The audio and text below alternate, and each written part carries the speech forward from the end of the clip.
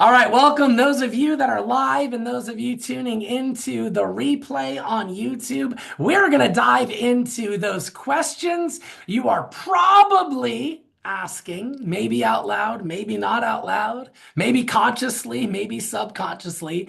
But I want this more than a lot of other meetings. I want this to be interactive in the comments.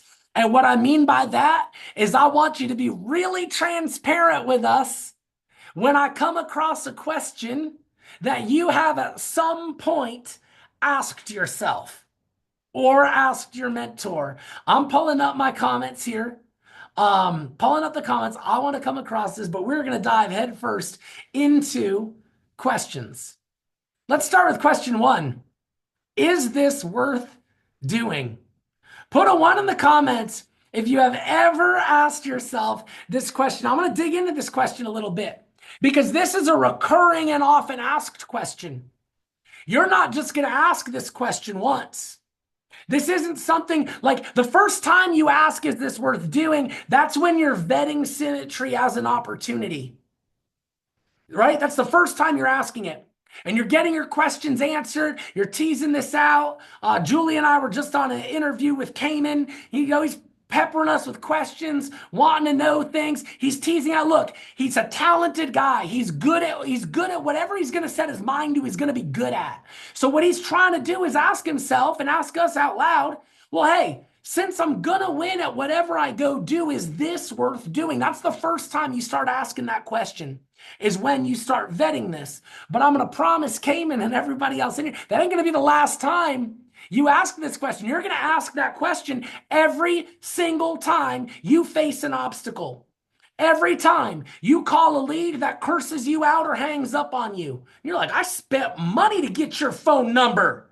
You don't know that cost me money? Is this even worth it? When you finally get that policy written and it don't approve and then they ghost you. Man, it's spent hours with these people. Is this worth it? When you get that agent, you got a guy and then they quit. Is this worth it? You're going to ask this question over and over again. Man, I had I was such a bad producer when I was new.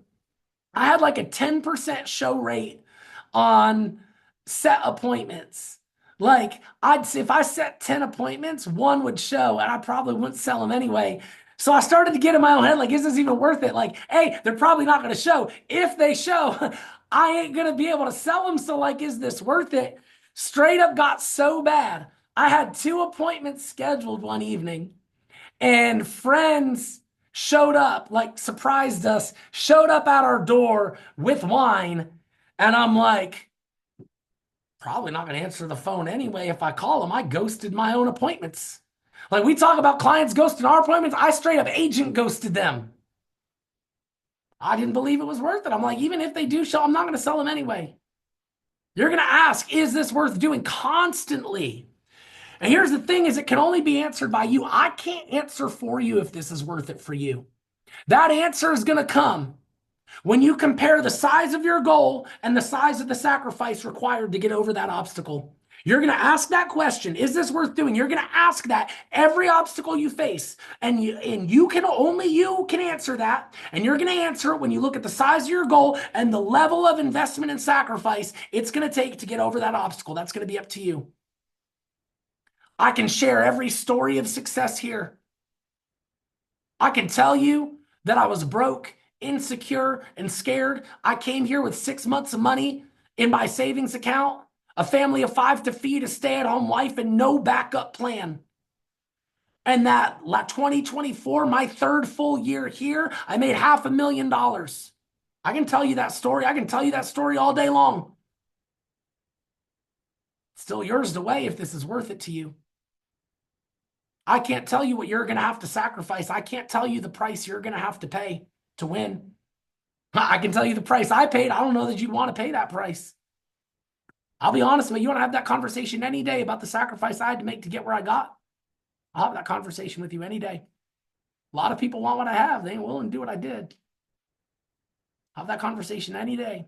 But whether this is going to be worth it for you, that's going to be your choice every single time. I hope your goal is big enough. I hope your willingness to sacrifice for that goal is big enough, because that's what's going to keep you in business. You're going to either determine it's worth it or you're going to quit. You're going to see that theme a lot in a lot of these questions we go over. You're either going to answer it or you're going to quit every time. You're either going to determine this is worth it or you're going to quit. Quitting's an easy way out. Tara says it in the comments. It's easy. You want to know what it isn't, though? It isn't a solution. You came here for a reason. Retreating right back to the place you came from doesn't solve that problem. You want to know what does? Getting over that obstacle. That does. I was telling the new agents recently that I came here and I quit. And then I came back. I know both roads. Quitting didn't solve my problem. Didn't solve my problem. I came right back 2 years later, broker than I was when I was scared to buy leads because I was too broke to buy leads. I came back broker. I was too scared to buy leads because I couldn't afford leads. So I quit because I couldn't afford leads. Came back broker than I was 2 years later and had to buy leads. Figure it out or quit. The people who win have two common threads when it comes to this question. Two common threads. One, they have a goal that is so big that retreating would mean never hitting that goal. That retreating and quitting means giving up on their goal. So it's not about their goal is so big. It doesn't come to, is symmetry worth doing? It becomes, is my goal for my life and my vision for my life worth doing? The people who win have attached symmetry as the vehicle to their goal, that by retreating and quitting here, they know they are going back to a 9 to 5 and they are giving up on their goal. And they're not willing to do that, so they don't quit. That's one thing they have in common. The second thing they have in common is they answer this question one time and they stop entertaining it. They decide once and for all, this is worth it, I'm figuring it out, and then they don't entertain it anymore. So that way, because of that, when they face the inevitable obstacles, it doesn't harp on them. Well, is this worth it? Is this worth it? Is this worth it? Put a 2 in the comments if you have kids. I want to see how many parents I'm talking to. Well, let's get honest about your kids for a second. How many of y'all with kids have given in to those whiny little brats, even when you didn't want to, just because they were so freaking persistently annoying? Like they just harped and harped and harped, and you got finally so annoyed, you're like, fine, dear God, take it and go and give me my peace. If we're being honest right now, like it's not my proudest parenting moment, but I've been there more times than I want to be so real with you. Until you decide once and for all this is gonna work, this is worth it, that self-doubt is gonna be the naggiest kid you ever nagged you. Is it worth it? Is it worth it? Is it worth it? Is it worth it? Is it really worth it? Is it really worth it? It's gonna get louder. It's gonna get louder. It's gonna get louder. It's gonna finally you're gonna be like, freaking hey, no, it's not worth it. I quit. Like, just please. The people who are winning, they decide one time and they stop entertaining that question so it shuts its mouth and then they can actually get to work. That's what a professional does. Professional answers that question one time, shuts up that voice, and then goes to work to figure out how. Let's play a grown-ups game, because that's a grown-up game. All right. Where does this fit into my schedule? Put a 3 in the comments if you've asked this question. Where does this fit into my schedule? I am wearing a million hats. I got a million responsibilities. I got a vision for what I want from this thing. But like, if I'm real, where does this fit in? You're seeing a theme here. You're either going to figure this out or you're going to quit. This is the killer to new agents. This is the absolute killer. More new agents quit because they fail to figure this out than anything else being new. You've got to figure this out or else you're going to quit. So it's going to come from 3 things. Proactive prioritization. What do I mean by that? I mean proactively setting up your schedule before it happens. Not sitting passively, reactively waiting for a sign to drop from heaven and saying, now, Michelle, is a really good time to make some dials. A, that sign isn't coming. B, even if it did, it probably caught you in a moment where you were finally sitting on the couch after doing something else. And while it is a good time to dial, you know what else it is? It's a good time to not dial. If you don't carve out that dial time, you're never going to do it. Proactive prioritization. Second thing, distraction elimination. You have lived your life 24 hours a day, every day for as long as you've been alive. Those things that are going to distract you when you say, hey, I'm going to carve out this time and I'm going to do this thing, those things that distract you and pull away from whatever you decided, I'm going to be real with you right now because I'm going to call you out. They're not a surprise to you. You knew that distraction was coming because that was the same thing that distracted you last time you carved out time. That was the same thing that distracted you the time before and the time before and the time before. So when you said, I'm going to do this, and those distractions come and pull you away, don't act like you didn't see it coming. You saw it coming. If you're honest, you saw it coming.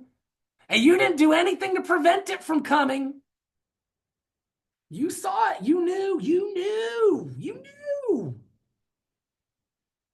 I had to freaking get an office out of the house to eliminate my distractions. My house alone was an existing distraction. Distraction elimination. Third thing, conscious sacrifice. Again, you have lived all 24 hours of every single day of your life at this point not doing life insurance sales. So if you're going to start life insurance sales, great. But it necessarily is going to come at the cost of something you would otherwise be doing. So what is the thing it's going to come at the cost of? What is that thing? You have to decide that. What are you going to sacrifice? What is either on your schedule that's coming off so you can fit this in? Or what passive habits take up downtime that you need to intentionally cut out? That's your choice, but conscious sacrifice. What is worth sacrificing for you to make the time necessary to do this?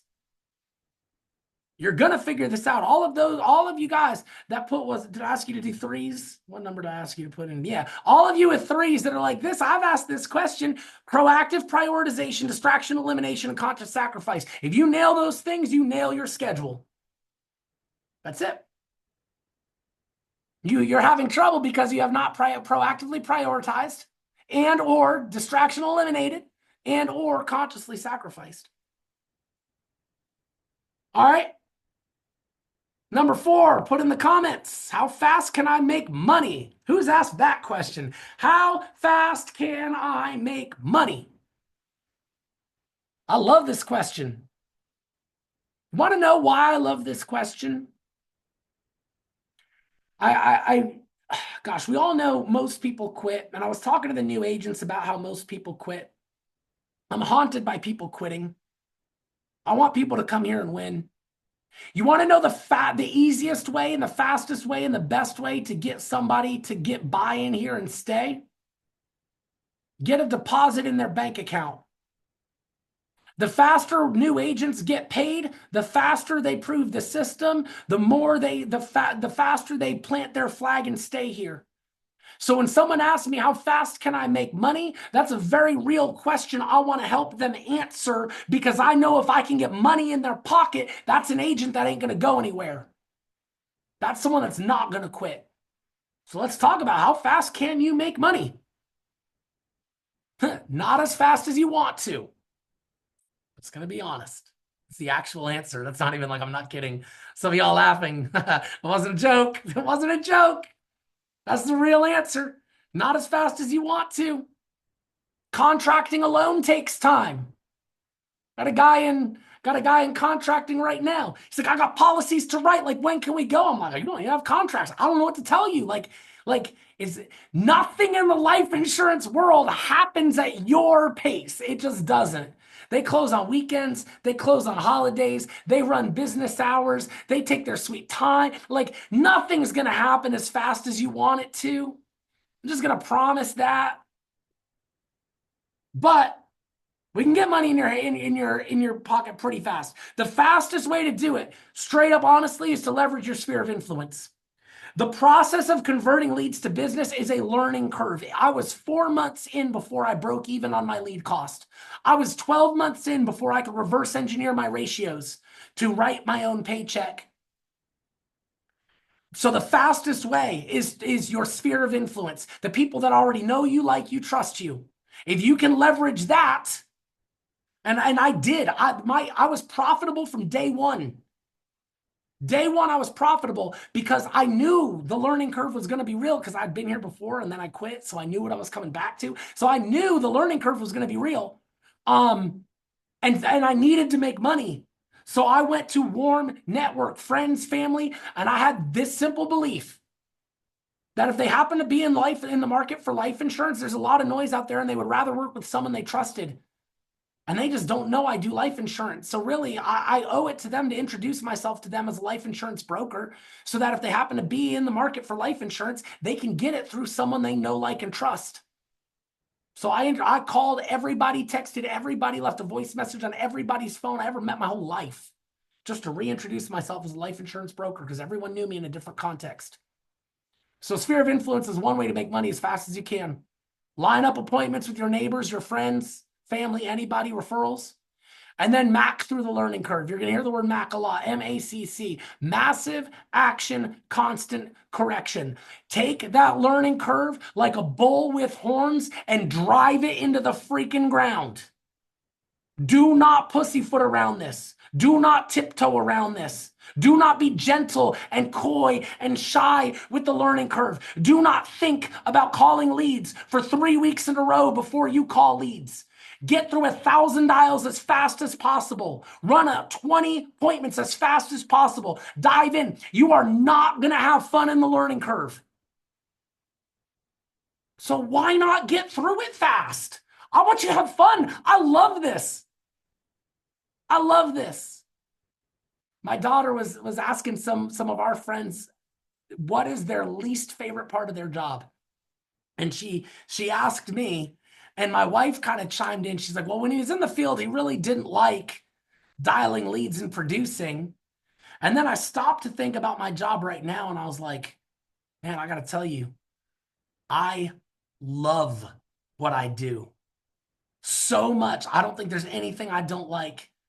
I can't be in this office long enough. I love every time you guys call me and text me. I love every challenge we face together. I love every hope. I love every dream. I love every goal you have. I love watching every single one of you guys come here unsure about what you're going to do and slowly raise the bar on what you expect of yourself. I love this. I eat this up. Watching someone learn to be proud of themselves that came in here unsure about what they were going to do, broke, busted, disgusted, not sure what they were capable of, raising that bar.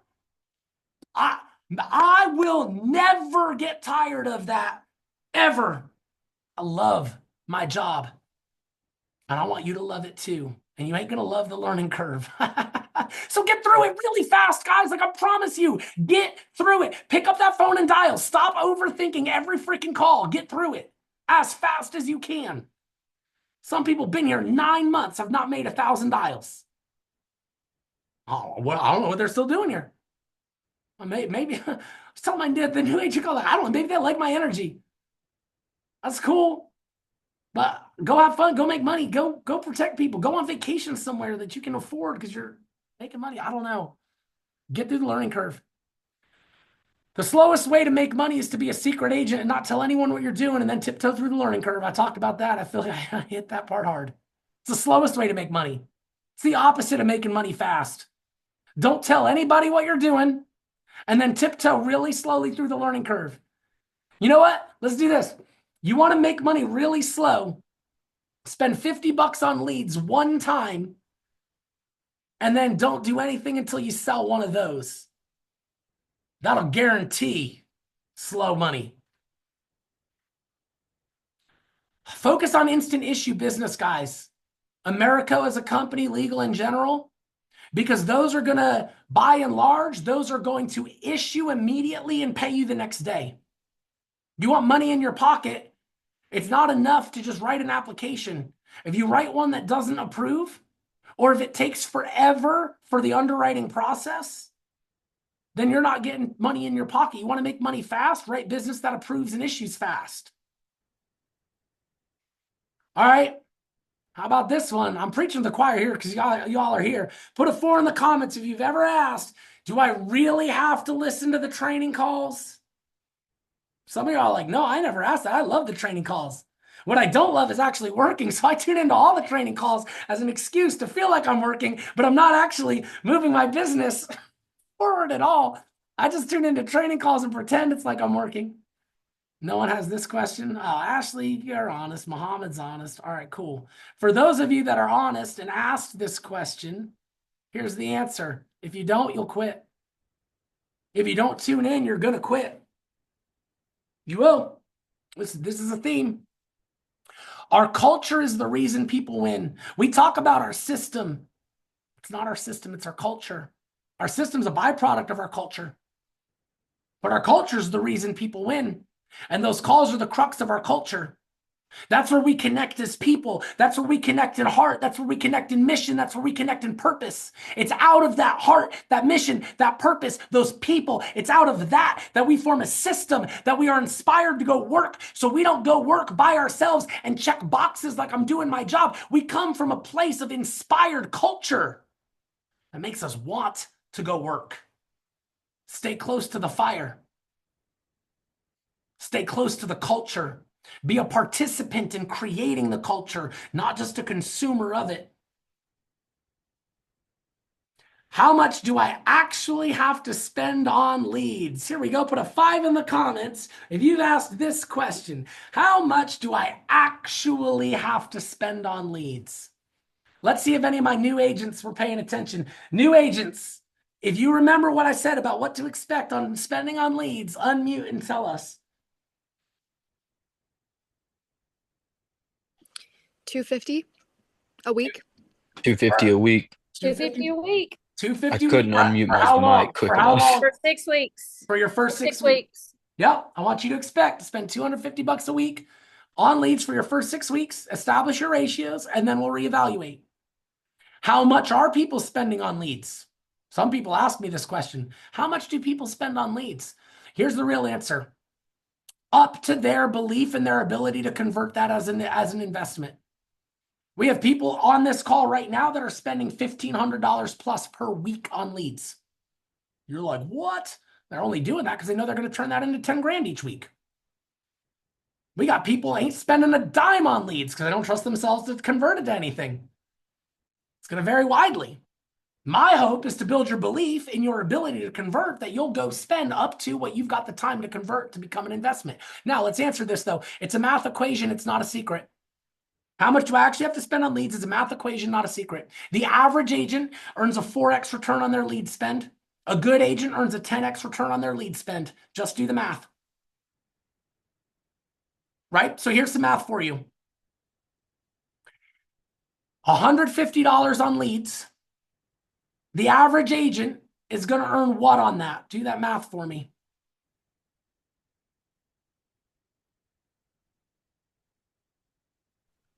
$675. All right, $675. Now, here's the problem we run into. If we spend $150 on leads and the average agent earns a 4x return, but $675 is less than the commission you would earn on a single average policy. Shoot.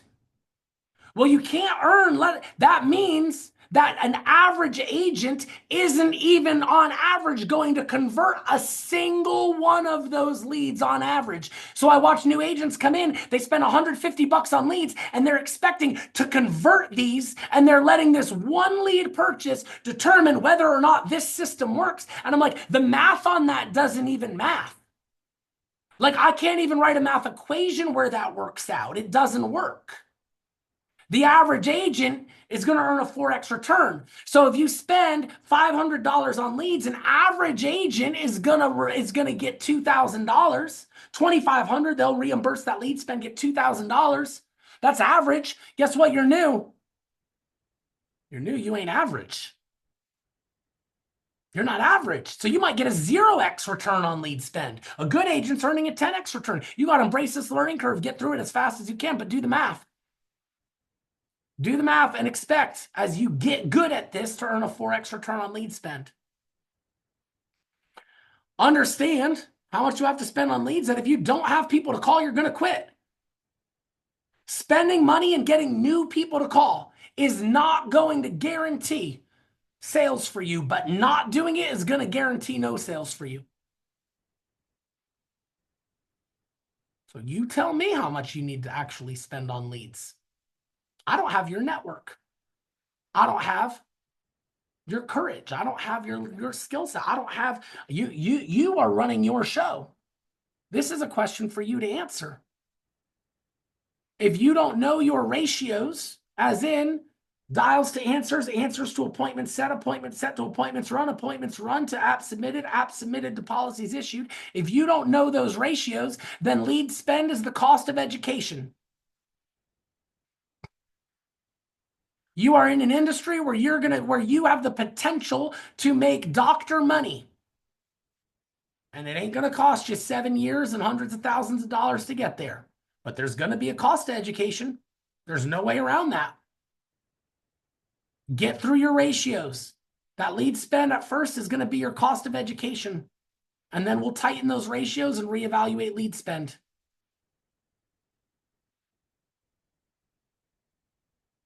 How do I buy leads I can't afford? Oh, Mohammed, you got a question. Tell us more about what kind and where to get them. I have a philosophy, Mohammed, that when you're new, I want you to get old leads from 9 months ago. I do. I want you to work on those. And here's the reason why, is when you're new, you don't have the skill set. I recognize that. You're probably going to strike out. So I'd rather you strike out on a cheap lead than a $50 lead. I don't want you feeling the pressure of having to convert a $50 lead, even though they're high intent and the chances are potentially better. I don't want you feeling that pressure that if something falls through and you spent $50 on that, man, you're going to feel that and that's going to hurt. And you're going to look back 6 months from now, and you're going to be like, man, I would have closed that one now. It's hard when no one answers. Yeah. I agree. It's hard when no one answers. So what do you do about that? Get curious, figure it out. You're not the only one dealing with that. So how do you figure that out? What are the people that are winning? What do they do? How do you get curious instead of critical? How do you keep your mind and heart and expectation in the game that you're going to win? These are just people that put their hand up and need help. How do you help them? How do you even help them get out of their own way? How do you help? What's available to you? See, it's easy to just say it doesn't work. That's easy, but it does work because people are winning. So get curious. How? That's your challenge. It's everyone's challenge. How do I buy leads I can't afford? You're either going to figure this part out or you're going to quit. Put a 6 in the comments if you've asked this question. How do I buy leads I can't afford? Yeah, we've asked this question. You're going to figure out the answer to this or you're going to quit.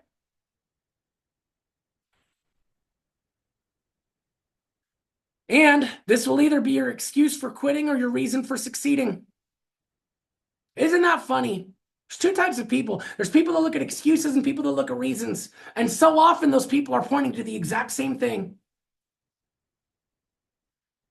I don't have money to afford leads. I can't do it. I don't have money to even afford leads. I have to do this. Going to say different people are going to point to the same thing as either their reason why they have to or their excuse why they can't. Which one are you? Here's a better question. Instead of asking, how do I buy leads I can't afford? Ask this. How do I stop living a cycle of barely keeping my head above water? Ask that question because that's the real question. The fact that you can't afford leads is just a symptom of the larger issue that you're caught up in a cycle of barely keeping your head above water. So leads aren't the only thing that you can't afford.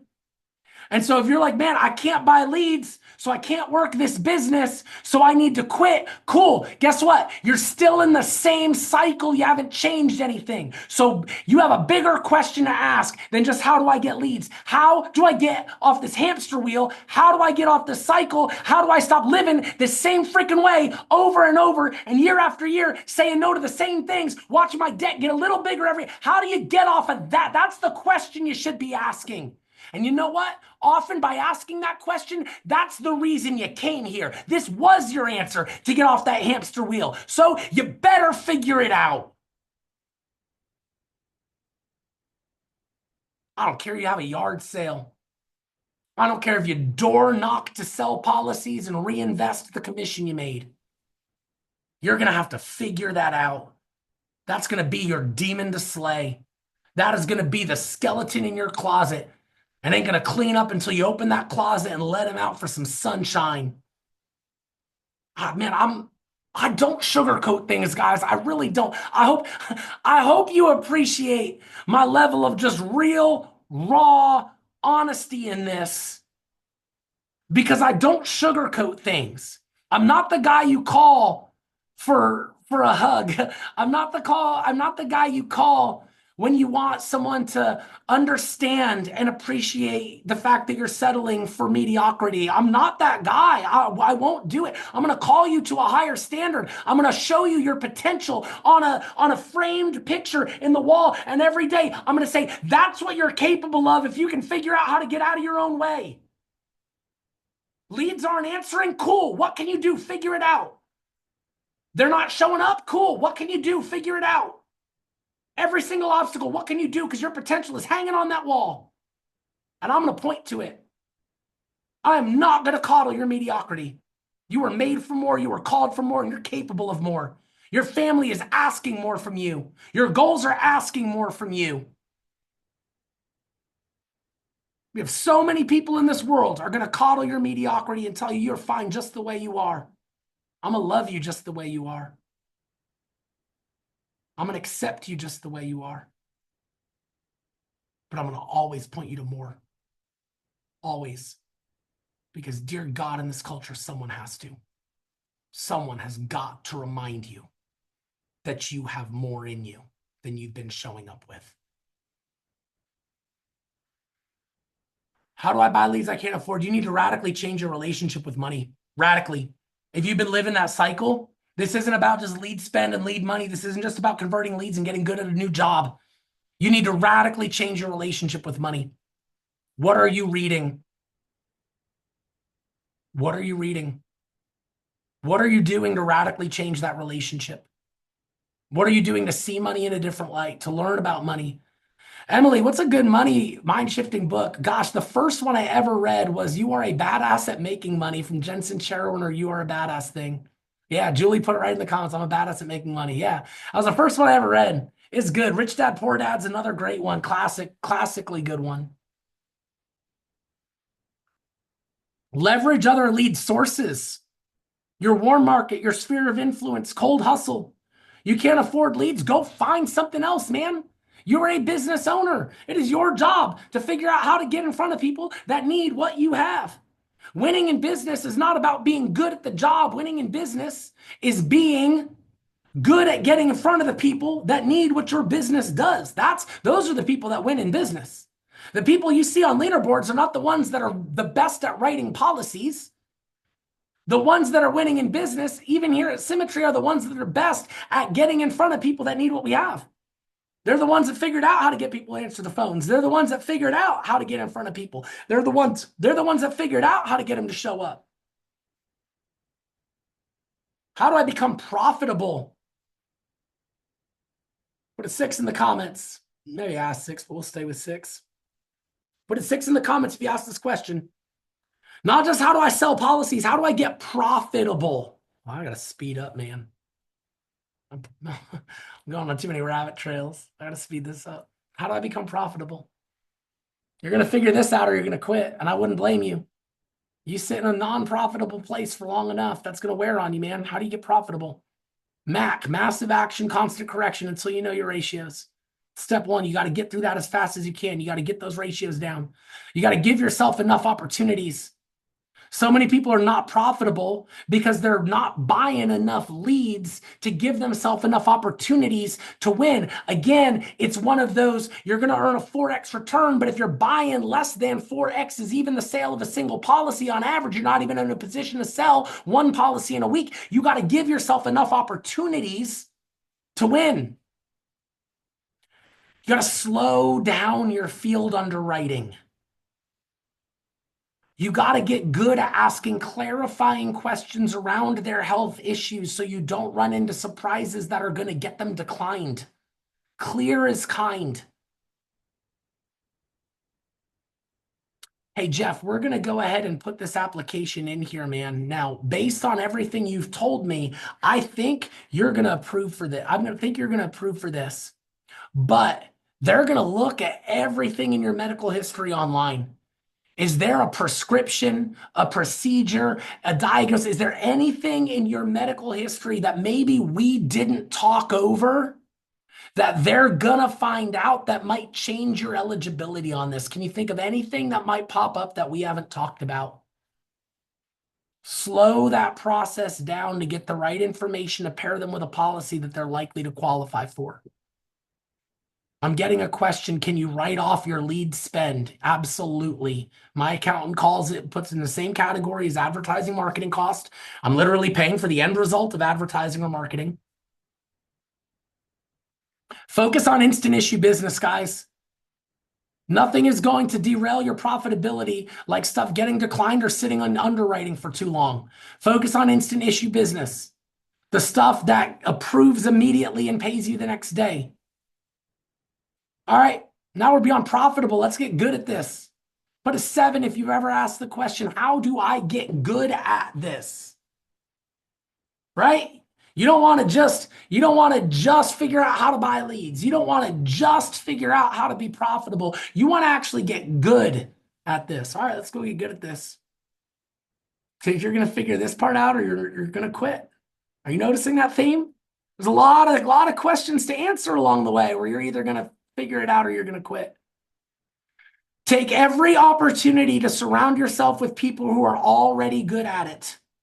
Get in the workroom, get on these calls, get on their radar. Ask to have a call with them. Be active in GroupMe, get to Ignite, get to conference. If we run regional boot camps, get to the in-person events. Surround yourself, learn to think like the people who are winning. Know what your end game is and work toward that. Have a goal. Know what you want from this. Know where you're going. Know what you're building. So you've got something you're working toward. You're not going to get good at this if you don't even know what you're building this for. I came in here knowing I'm going to build a big agency. So everything I did was geared toward building a big agency. I knew what my end game was, so I knew the questions to ask. I knew the obstacles I was facing. I knew the stuff that was in my way because I knew what I was building. I knew where I was going. Work toward that. So many people come in here and all they're trying to do is see what happens. I'm going to see what happens. I'm going to tell you what's going to happen. You're going to quit. there's so many opportunities to quit that if you're just passively here to see what happens, you're going to quit. I don't want you to quit. Be proactive. Have a goal. Set it. I want to be agency owner by the end of the year. Great. Let's set a plan. Let's go get that. Find a mentor, a running buddy, and a mentee. I'm a big believer in this trifold process. I'm a big believer in having someone that's just ahead of you that can lead you, show you what to expect, and inspire you to move. I'm a big believer in having someone side by side with you that you're running with. And I'm a big believer in having someone just behind you that you can inspire and lead. I think we grow best as humans in environments like this. Find a mentor, a running buddy, and a mentee. Those 3 things, hugely important. All 3 of them. You don't have a mentee? Turn right around in your network. Who needs to come do this with me? Who do I need to learn? Who can I show how to do this? How do I handle disappointment? Man, there's so much disappointment. Muhammad's pounding the phones. People aren't answering. That's freaking annoying. Like, I don't brush that off, Muhammad. I've been there and it is annoying as crap. I hate it. I hate it for you. I'm not dismissing that. I hate it. It's annoying. It starts to eke in like, is it even worth it? We go right back to that first question. How do I handle disappointment? How do I handle when I set appointments and they don't show? How do I handle when I write a policy, I get paid on it, and then they freaking cancel it and it charges back? And now I got to work for free to pay that off. That super sucks. How do I handle disappointment? You're either going to retreat or double down. Muhammad's already got it. It's already in the comments. He's like, I'm going to press on. I'm like, I see you. You're either going to retreat or double down, and you already know the choice winners make. You already know the choice winners are going to make. If it's worth it, period, it's worth fighting for through the disappointment. This is where your goal comes back. This is where that question, is this worth it, always hinges on the size of your goal and the level of sacrifice that you're willing to go. If you have a small goal, maybe it's not worth it. Maybe this is the end. The sacrifice is too big and you're unwilling or unable to make it. Maybe this is the end. If it's worth it, period, it's even worth it in the hard. Something that's only worth it when it comes easy isn't worth it at all. If it's worth it, it's worth it in the hard. If it isn't going to matter 5 years from now, it's not worth more than 5 minutes of my time. I run a lot of things through this filter. Got a charge back early on. I had nobody, man. I was sweating. I got a charge back for $1,200. That ate my lunch. Literally, they ate my lunch. I was packing peanut butter and bread for a while. I had to go to work for free. I had to go sell policies for that company for free to pay that off. That super sucked. It super sucked. But I also knew where I'm headed in 5 years, that isn't going to matter. So I'm just going to go back to work. Just going to go back to work. I'm just going to go back to work. I can get mad. I can get frustrated. I can have all the emotion. I can just go back to work. It's a choice I made. Have a commitment to a vision bigger than any one client or agent can affect. Hear me on this. Hear me on this.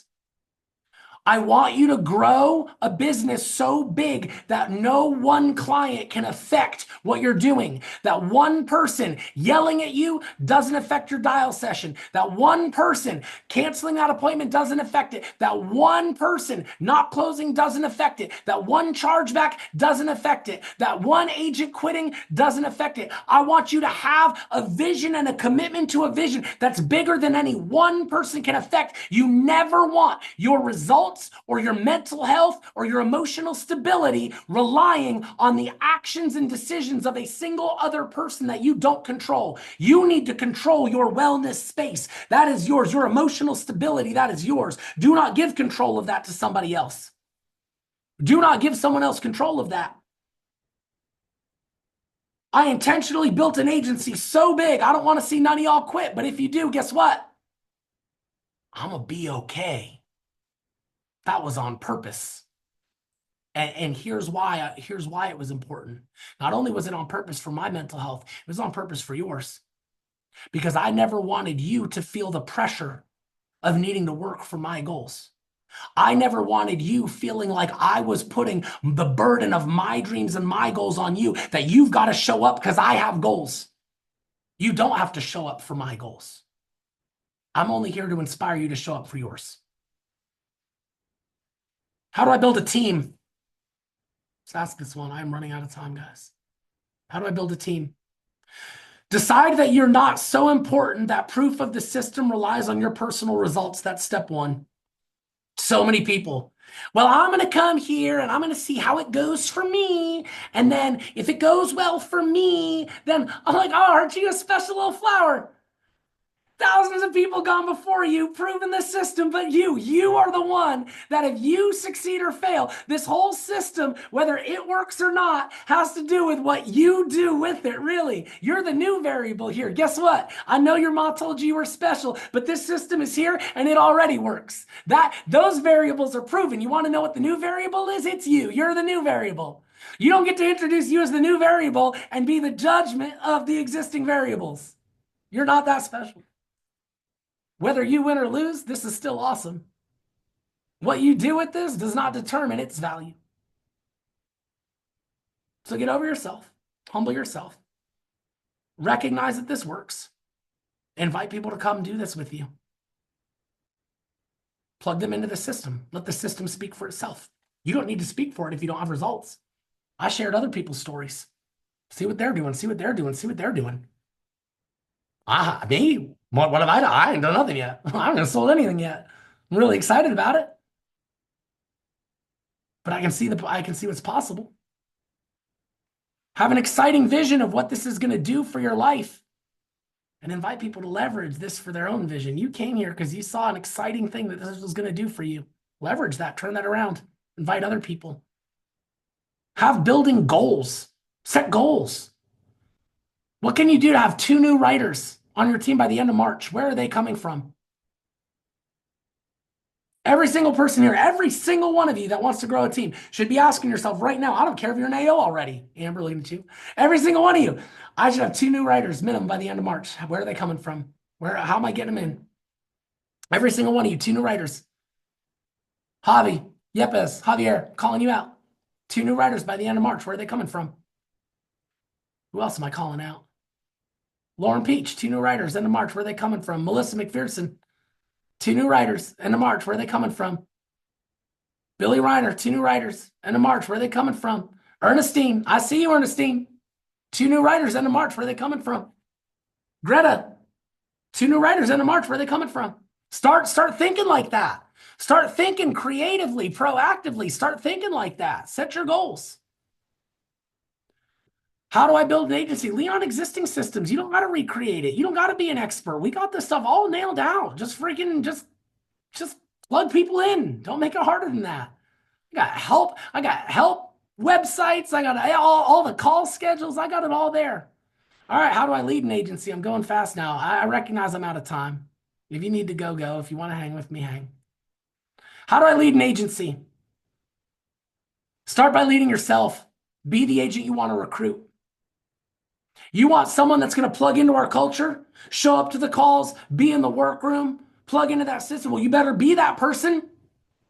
Don't tell them, hey, do what I say, not as I do. Do what Jim tells you. I didn't do none of that, but you should do what he tells you. He knows what he's talking about. I don't know what I'm talking about. Clearly, I haven't done nothing. Not doing well either, but you should do what he tells you. Yeah. Be the agent you want to recruit. And here's the thing I want you to recognize. You don't need to be better than the people that you lead. You don't need to be better than them, but you do need to be more committed. You might bring people in that are going to be far better agents than you. And you don't need to be better than them, and you don't need to feel that pressure to be better than them. But you do need to be more committed than them. That's leadership. A lot of football coaches on the field, not better than the players they're coaching. Never were. Never were. Doesn't take away from their effectiveness in leading because they're more committed to the system and the process and the vision. That's leadership, guys. You don't have to be better, but you do have to be more committed. You don't even need to have the answer. You just need to know where they can get it. Don't even need the answer. You just need to know where they can get it. You want to lead an agency, build an agency, actually break out as AO, you need to become a 10K monthly producer and have a consistent funnel of new people coming in. If you do that, you're going to break out as an agency owner. Become a 10K producer. That is $2,500 a week. That is 3 applications per week. And then have a consistent funnel of new people coming in. If you do that, you're going to be profitable and you're going to grow an agency. How do I lead an agency? You lead with vision. You need to be super clear on what this is going to do for you and for them. When you hear me talk about your future, when you hear me talk about your potential and that picture on the wall that I'm pointing you to, why am I doing that? I am leading with vision. I am helping you craft and create a vision for what this is going to do for you if only you follow the system. I'm going to lead with vision and what's possible. I'm going to lead in commitment in showing up. I'm going to lead in emotional stability. You are not going to rock my boat. There is no hard you could present me that's going to shake me in my vision or my commitment. It's leadership. You want to lead? Lead with vision, lead with commitment, and lead with emotional stability. It's leadership. How do I become the story on stage? Now we're getting real, right? Now you're not just an agency owner. Now you're changing your life. You're doing things remarkable enough that the rest of the field sees. Now you're on the stage talking to Symmetry Nation. I had the opportunity to do that. I opened conference this year. 2.5 years after I came back, I was the story of a guy who came here and quit. I come back 2.5 later as I'm opening conference on stage. 2.5 years after I came back. How do you become the story on stage? You build your belief until the biggest thing in the world you can imagine wanting is possible for you here. You imagine the future you want, the dreams you have, the things you want to say yes to, the options you want to open up for your family, and you connect the dots to this vehicle being the way you're going to get that. You connect those dots so that your commitment and vision become unwaverable. How do you build that belief? I'm on every call, guys. I'm just filling my mind with what's possible. If they can do it, I can do it. If they can do it, I can do it. Over and over. If they can do it, I can do it. I'm filling my head with what's possible. You know what I'm not doing? I'm not filling my head with people who doubt me. There is nobody still in my life that doubted where I was going or how I was getting there. I didn't have time for that. I'm on mission. I've got goals. I got a family to support. I got things to do. You don't get to see me. You don't get to speak into me if you're going to speak doubt into me. I give a bigger voice to my coaches than my critics. You're going to become so committed that quitting isn't an option. And once quitting isn't an option, you're going to watch your attitude and your language shift around obstacles. No longer are you going to be defeated by them. You're allowed to be frustrated, but you'll never feel defeated. Because when an obstacle comes and you know you don't stop here, you get creative. I don't know how I get over it. Maybe I go over, maybe I go under, maybe I go around. I don't know, but I know I don't stop here. So you get creative. Your entire thought process and language shifts when you just become so committed that quitting isn't an option. And then with that vision you have, you act as if it is inevitable. And the only thing you're doing on this journey is figuring out how and when. That's it. You become so committed to here is where I'm going, and all you're fleshing out, you know for a fact you're achieving it. All you're doing now is figuring out how and when. Those are the only two remaining questions. It's not if. You're no longer wondering if. You're only figuring out how and when. I've given this analogy before. Like you're traveling, right? And you have a layover on your way home, and so you're in this city you don't know, and the last leg of your journey, your plane home gets canceled, and now you're just stuck at the airport. Have you ever been in that moment, stuck at the airport with no plane home, and thought to yourself, I'm never gonna see my family again? Like, no, you've never thought that. You knew you were gonna see your family. You didn't know how and you didn't know when. All you had to do was walk out the process of figuring out how you were going to get home and when you were going to get home. This was the same to me, just on a longer drawn out process. I was so clear on my vision when I came back and so clear on what I was going to build and so determined to get there. I didn't know when it was going to happen and I didn't know how. I just simply knew it was. Be willing to sacrifice every wall of your comfort zone over and over and over until discomfort is comfortable. That's the sacrifice. Refuse to settle for good enough. Your standards aren't high enough yet. You're going to be so willing to be like, man, I wrote enough this week. You wrote enough for present you. You didn't write enough for future you. Oh, I did enough this week. You did enough for present you. Present you is what you're trying to get out of. You're trying to stop being present you. Your present you is on that cycle, remember? You want to get off that cycle, you got to do things present you isn't happy enough with yet. You got to press the limits. You got to become a different person. You got to work for future you. Your standards aren't high enough yet. You got to require the same level of obsession, practice, and attention to detail that you would of any other professional in any other field. You need to approach this like you hope your surgeon approaches your hip surgery. You are a professional in a profession. Why should they be more professional than you? You need to approach this in your mind as a professional and an expert the way you hope your pilot approached his training when he learned to fly that plane you're in. I'm a 43-year-old man Why should I expect that 43-year-old pilot to be better at his job than I am at mine? Why would I expect that 43-year-old surgeon to be better at his job than I am at mine? Why would I expect that 43-year-old performer to be better at their job than I am at mine? Why do I expect them to be better than me at mine? No, I don't. I'm going to hold myself to the same level of expertise, level of practice, professionalism, and demand that I want any other peer professional to have. You start thinking like that, you're going to win here in a big, big way. I went over, long over. I went 8 minutes over. That's never happened to me, guys. I'm really, really concise in time on purpose because that's a cultural thing too. And I always want to honor the expectations you have coming in here. So I do apologize that I went over, and I mean that genuinely. I hope you stayed here on your own accord and did not feel obligated to stay here. But I walked you through the questions that you're going to ask from being brand new to winning at the highest levels. I walked through the internal questions that you are going to face over and over and over again and how to overcome those. This was important content. I hope you got a lot from this. I trust you did. All right, let's go win, team. I love y'all. My favorite agents are the ones that blow up my phone the most. You know this. If we have not talked this week, it's because you haven't tried. I mean that.